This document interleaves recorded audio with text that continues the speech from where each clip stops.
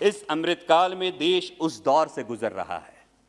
इस अमृतकाल में देश उस दौर से गुजर रहा है जब मीडिया सरकार से ज्यादा विपक्ष से सवाल पूछता है और देशभक्ति का सर्टिफिकेट सोशल मीडिया पर अंधभक्तों द्वारा दिया जाता है। फिर भी दिल में उम्मीद है, फिर भी दिल में उम्मीद है वैसा दिन आएगा, फिर भी दिल में उम्मीद है वो दिन भी आएगा जब देश का युवा जाग जाएगा और सांप्रदायिकता का ये ग्रहण छूटकर सर्वसमावेशकता का सूरज निकलेगा। तभी आइडिया ऑफ इंडिया का उजाला देश भर में फैलेगा, आइडिया ऑफ इंडिया का उजाला देश भर में फैलेगा। जिसकी मोल नहीं है वो अमोल है। मैं निवेदन करूंगा अमोल कोल्हे जी को अपने वक्तव्य रखें। धन्यवाद अध्यक्ष महोदय, आपने मुझे महामहिम राष्ट्रपति जी के अभिभाषण पर धन्यवाद प्रस्ताव में बोलने का यह अवसर दिया। महामहिम राष्ट्रपति जी ने अपने अभिभाषण में आज़ादी के अमृत महोत्सव की बात की और कल तो इस सदन में एक बहुत ही प्यारे शब्द का इस्तेमाल हुआ, अमृतकाल। और इससे याद आया अध्यक्ष महोदय, बचपन में हम एक खेल खेला करते थे जिसे हम कहते थे विषामृत। तो जिसे विष मिलता था वो बच्चा बैठ जाता था और बाकी लोगों पे जिम्मेदारी होती थी उसे अमृत देके उठाने की। मानो ऐसे लगता है कि इस अमृतकाल में देश की युवा पीढ़ी को विकास की राह छोड़कर सांप्रदायिकता, बेरोजगारी और हेट स्पीचेस का विष देकर बिठाया गया है और उन्हें आइडिया ऑफ इंडिया का अमृत देकर उठाने की जिम्मेदारी न सिर्फ सरकार की है बल्कि हर राजनीतिक पार्टी, हर लोक प्रतिनिधि और हर देशवासी की भी है। और हमारे धर्म ग्रंथ कहते हैं कि अमृत तभी निकलता है जब समुद्र मंथन होता है और अमृत निकलने से पहले आलोचना का हलाहल भी निकलता है। और इसीलिए इस अमृतकाल में प्रवेश करते हुए हम इस मंथन को और इस हलाहल दोनों को नजरअंदाज नहीं कर सकते। राष्ट्रपति जी ने अपने अभिभाषण में जिन कोविड योद्धाओं की तारीफ की, जिनका गर्व से उल्लेख किया, उन सभी के प्रति मैं फिर एक बार कृतज्ञता व्यक्त करता हूं। और किशोरों का टीकाकरण या प्रिकॉशनरी डोज जैसे मेजर्स जो सरकार ने उठाए हैं उसके लिए सरकार का अभिनंदन भी करता हूं। लेकिन उसी के साथ पब्लिक हेल्थ स्पेंडिंग में हमें ठोस कदम उठाने होंगे और कोविड की महामारी ने हमारी आंखें खोलने के बाद अब आगे जाके हमें आरोग्य को देशवासियों का मूलभूत अधिकार के रूप में देखना होगा, तभी यह अमृतकाल देशवासियों के लिए अमृतमय साबित होगा। साथ ही में राष्ट्रपति जी ने जिस कोरोना काल का उल्लेख किया, उस कोरोना काल से लेके उसके जो अप्रत्यक्ष परिणाम हैं, उनमें दो परिणामों पे हमें गंभीरता से विचार करना होगा। एक है इकोनॉमिक इफेक्ट और दूसरा है एजुकेशनल इफेक्ट। जो इकोनॉमिक इफेक्ट है, भले ही पेपर पे अर्थव्यवस्था उभरती हुई नजर आती हो, लेकिन वास्तविकता में आम देशवासी की क्या परिस्थिति है। लगभग 6.5 करोड़ लोग गरीबी की रेखा के नीचे धकेल दिए जा चुके हैं, 54% लोगों की आय कम हो चुकी है और तकरीबन 60 लाख से अधिक छोटे उद्योगों पर ताला लग चुका है। इस तबके के बारे में हमें गंभीरता पूर्वक सोचना होगा, नहीं तो देश के मध्यम वर्ग को ऐसा लगेगा कि सिर्फ 142 लोगों की जो आय है वो 23 लाख करोड़ से 56 लाख करोड़ होती है, या फिर गरीबों के लिए योजना आती है, लेकिन देश के मध्यम वर्गीय के बारे में सोचा नहीं जाता है। इस पर हमें गंभीरता से विचार करना होगा। इसी के साथ दूसरा अप्रत्यक्ष परिणाम है एजुकेशनल इफेक्ट। अध्यक्ष महोदय, देश का जो भविष्य है उन बच्चों की जिंदगी से कोरोना काल के चलते हुए मानो शिक्षा और व्यक्तिमत्व विकास के 2 साल जैसे चले ही गए हैं, गायब हो गए हैं। इस देश के भविष्य की जो क्षति हुई है, इस क्षति को भरने के लिए हमें ठोस कदम उठाने होंगे। बात हो रही है कि हर बात डिजिटल होगी, हर बात डिजिटल होगी, लेकिन देश में जो डिजिटल डिवाइड है और इस डिजिटल डिवाइड के चलते हुए जो बच्चे इस शिक्षा से वंचित रह रहे हैं, उनके बारे में भी हमें सोचना होगा। अभिभाषण में स्किल इंडिया मिशन की भी बात हुई अध्यक्ष महोदय, लेकिन किसी भी मिशन का सक्सेस तभी जाना जाता है जब उसके अंतिम उद्दिष्ट की पूर्ति हो, और इसका अंतिम उद्दिष्ट है रोजगार।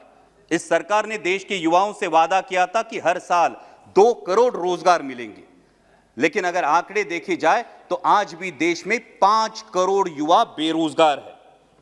और इसी के लिए स्टार्टअप्स या मेक इन इंडिया के साथ मनरेगा की स्ट्रेंथनिंग और अर्बन वर्जन ऑफ मनरेगा जैसे विकल्पों पर विचार होना चाहिए, क्योंकि हमारे देश के युवाओं में एक प्रचंड ऊर्जा है और अगर इस ऊर्जा को हम सही दिशा में संचालित करना चाहते हैं तो सरकार की जिम्मेदारी है कि वो जॉब क्रिएशन करे और युवाओं को जॉब सिक्योरिटी भी दे। अध्यक्ष महोदय, राष्ट्रपति जी ने अपने अभिभाषण में और एक बात कही जिसे हम सबको गर्व है, वो है विश्व के सबसे बड़े लोकतंत्र की, और इस लोकतंत्र का चौथा स्तंभ है पत्रकारिता। 2014 में सत्ता ग्रहण करने के बाद आदरणीय प्रधानमंत्री जी ने कहा था, I quote, democracy will not sustain if we can't guarantee freedom of speech and expression, unquote. और वास्तविकता यह है कि वर्ल्ड प्रेस फ्रीडम इंडेक्स में अपना देश 180 देशों में 142वें 142nd आउट ऑफ 180 142वें पायदान पर खिसक गया है। मात्र 2020 में 67 पत्रकारों की गिरफ्तारियां हुई है और 200 पत्रकारों पे हमले हुए हैं। जिन पत्रकारियों की नौकरियां चली गई है उनकी गिनती तो अलग ही है। और अगर आज देश के मीडिया का सुर देखा जाए तो अध्यक्ष महोदय, देश के आम आदमी के जहन में यह सवाल उठना लाजमी है कि लोकतंत्र के इस चौथे स्तंभ को क्या निष्पक्ष रूप से अपनी पत्रकारिता करने की आजादी है या नहीं। राष्ट्रपति जी ने अपने अभिभाषण में इंफ्रास्ट्रक्चर की भी बात की।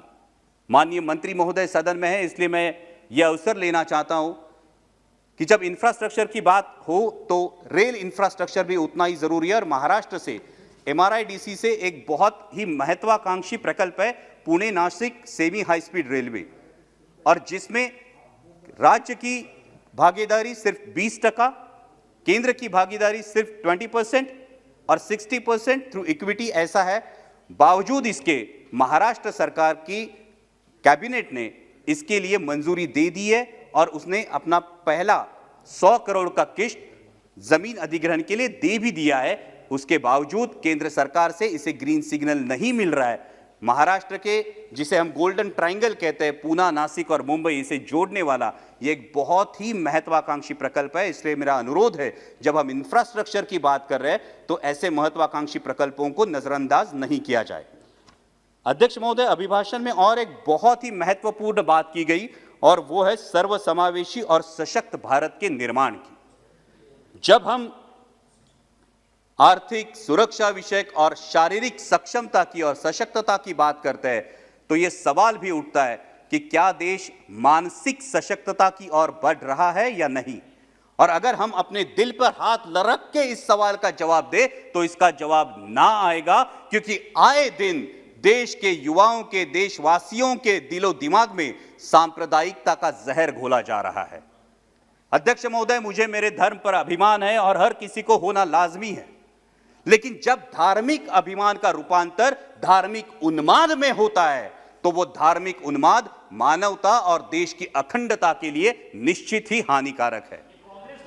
जब आईआईएम जैसे इंस्टीट्यूट के प्राध्यापक और विद्यार्थी आदरणीय प्रधानमंत्री जी को चिट्ठी लिखकर देश की सामाजिक स्थिति पर एक चिंता जताते हैं, वो महज इत्तेफाक नहीं है। अध्यक्ष महोदय, जब विदिशा में धार्मिक कारणों पे एक स्कूल पे हमला होता है तो यह सोचने पे हम मजबूर हो जाते हैं कि देश किस मानसिकता से गुजर रहा है। आज देश के युवाओं के हाथ में पत्थर है अध्यक्ष महोदय, लेकिन युवाओं को बताने की जरूरत है कि इस पत्थर का उपयोग रचनात्मक निर्माण के लिए किया जाना चाहिए, ना कि किसी पर फेंकने के लिए।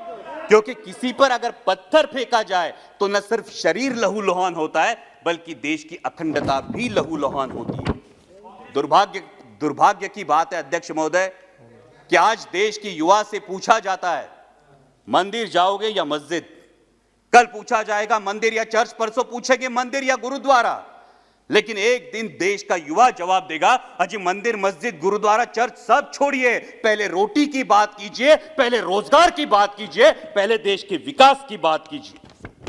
क्योंकि अध्यक्ष महोदय, मैंने किस जाति में, किस पंथ में, किस प्रांत में, किस धर्म में जन्म लिया, इसका न्यूनगंड या अहंग भाव पालने से अच्छा होगा कि मैं मेरे कर्तृत्व से मेरे व्यक्तित्व को ऐसे ऊंचाइयों पर ले जाऊं कि मुझ पर मेरी जाति को, मुझ पर मेरे पंथ को, प्रांत को, धर्म को और अंतिमतः मेरे राष्ट्र को भी गर्व महसूस हो। और जब ऐसा होगा तभी अमृतकाल का अमृत हर देशवासी के जीवन तक पहुंचेगा। और अंत में अध्यक्ष महोदय इतना ही कहूंगा, इस अमृतकाल में देश उस दौर से गुजर रहा है इस अमृतकाल में देश उस दौर से गुजर रहा है जब मीडिया सरकार से ज्यादा विपक्ष से सवाल पूछता है और देशभक्ति का सर्टिफिकेट सोशल मीडिया पर अंधभक्तों द्वारा दिया जाता है। फिर भी दिल में उम्मीद है, फिर भी दिल में उम्मीद है वैसा दिन आएगा, फिर भी दिल में उम्मीद है वो दिन भी आएगा जब देश का युवा जाग जाएगा और सांप्रदायिकता का ये ग्रहण छूटकर सर्वसमावेशकता का सूरज निकलेगा। तभी आइडिया ऑफ इंडिया का उजाला देश भर में फैलेगा, आइडिया ऑफ इंडिया का उजाला देश भर में फैलेगा। धन्यवाद। जिसकी मोल नहीं है वो अमोल है।